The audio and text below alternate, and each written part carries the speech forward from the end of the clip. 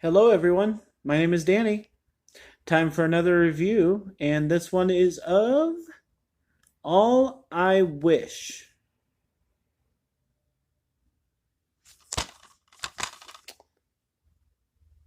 Senna Burgess, a free spirited fashion designer, lives on the edge. Despite attempts by her strong willed mother to get her to settle down, Senna charts a chaotic path marked by missed career opportunities and casual hookups with younger men. Senna seems destined for a life of disappointment. Then, one day, everything changes. Everything. At her 46th birthday, Senna meets Adam, a charismatic lawyer who connects with her in the most powerful and profound way. True to form, Senna screws up, and happiness is not to be. But when Senna and Adam serendipitously reunite a year later at her 47th birthday party, Senna's luck changes with the opportunity to find true love again. I don't like that they say again because she's never had true love, but whatever. This movie is rated R. It runs about an hour and a half, which is a long hour and a half. And let's see here. Sharon Stone, Ellen Bernstein, Tony Goldwyn, and some other people that you'll probably recognize. A couple people here and there that you recognize. So, oh boy, I tell you, everybody. Well, this starts off nice, okay? I liked it because, like, the first thing I liked was that the older lady, Ellen Bernstein, who is tremendous at her old age, she says, as a character in a movie, what the person watching the movie wants her to say. The first thing she says is right on the money, and I'm like, thank you for saying that. Thank you. So, something about how her daughter is a little tramp, shall we say. So, I appreciated that so much. I appreciated her and everything. Um, this is a nice little story.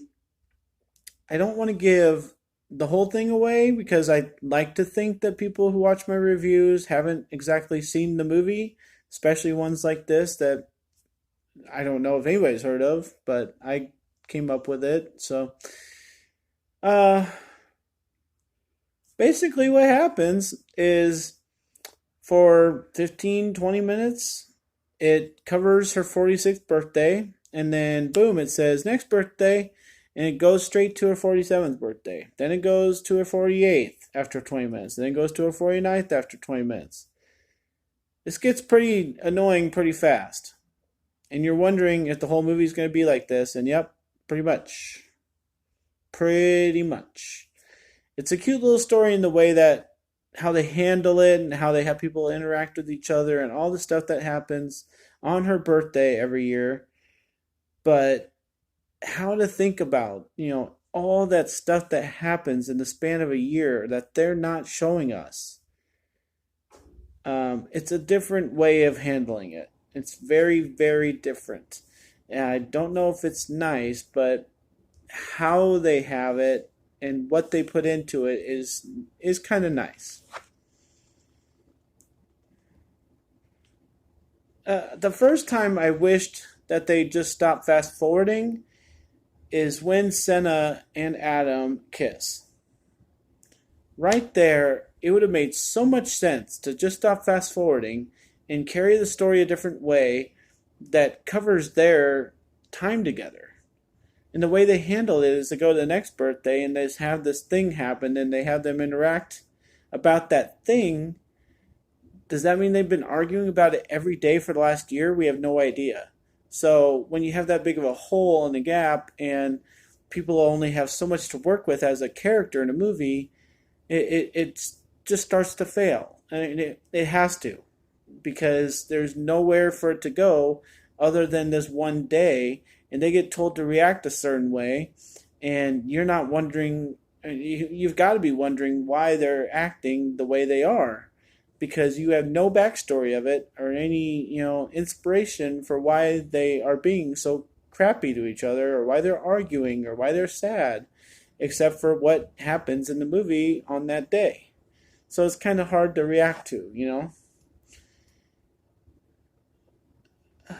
I think the fast forwarding hurts this movie.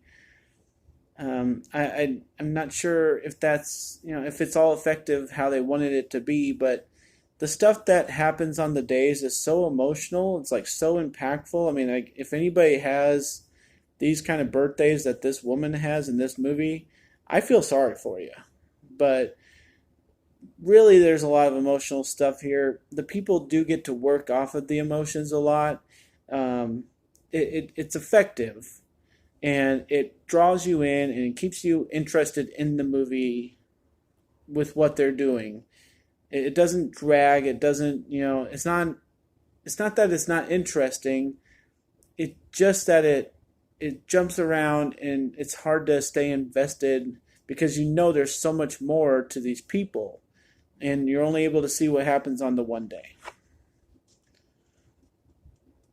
It really does have its funny moments. I thought that was like what was the thing that didn't really matter about the fast forwarding is that it's so funny. I mean, like I was sitting here just roaring at a couple of things that were said. I mean, a couple of things that happen, a couple of people you have to see naked. Um, yeah, I mean, it's funny. So like, if you're looking for something just to enjoy, I immediately thought that this movie was going to be like that, and it was. It was enjoyable. It was funny. You could laugh along. You could be the only thing you really ever cared about in this whole movie is that. So where this movie fails again is at the end. So what ends up happening basically is that Adam, the way the movie people decide to go with this is to make you think that Adam and Senna are not going to end up together, and they could have gone a couple different ways with that. Um, I think what would have been most effective with how they were going at the end of the movie would have been for them not to end up together. So obviously they decided not to go that way because you have to be sappy and silly and stupid. Like most people who make a movie like this, it has to go. You know when basically when it starts and when you see the cover, what's going to happen at the end. So I'm not going to discredit them that way too much because we know everybody who watches the movie knows what's going to happen. Where it failed for me is that they talk to each other a certain way. And Senna is such a crazy character. I mean, like, not many people could have pulled this off. Is that the things they say to each other are sappy. That's fine. But the way they talk to each other, these two people, as characters in a movie, they don't seem to balance with each other at all. I know they're supposed to have this great chemistry.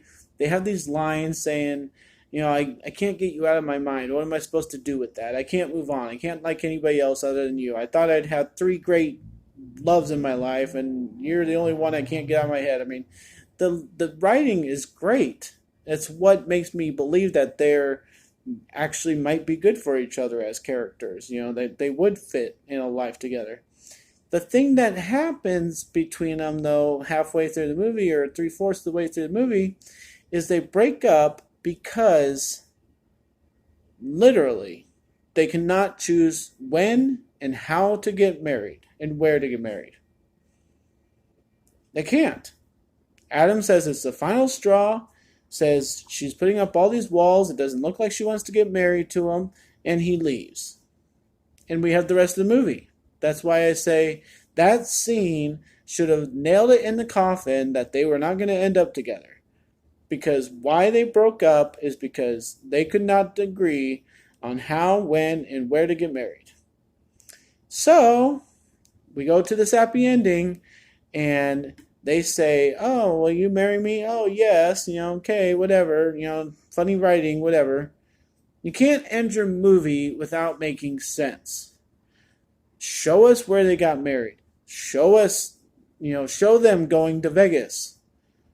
the next day or something. I don't care, but do something to make sense on why they would actually last when they couldn't decide where to get married. And that's why they broke up. I mean, who's to say they figured it out the second time around? Senna could have been herself again. She could have messed it up. We have no idea. So that's what drove it down for me at the end. So I like this movie. Oh my gosh, the acting was like, if these people were not in this movie would not be as enjoyable as it was. I don't truly understand. I probably never will, the jumping forward and doing a day at a time and then doing that same day the next year. I'll never understand that strategy, but I really enjoyed it along the way. I was enticed. I wanted to see what was going on. I wanted to try and guess what was happening, and usually I was wrong. I'm a little upset that they didn't show the best friend's kid, or maybe they showed him once, but that was about it. I thought he could have played a bigger role or something, and they only really showed him once.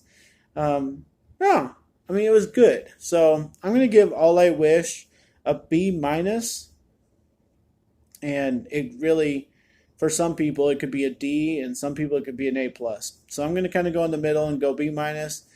I think it's good, and you need to give it a try. It's something really different. I don't think there is a movie that exists like this out there. So Groundhog Day, not really, because it's not the same day over and over again.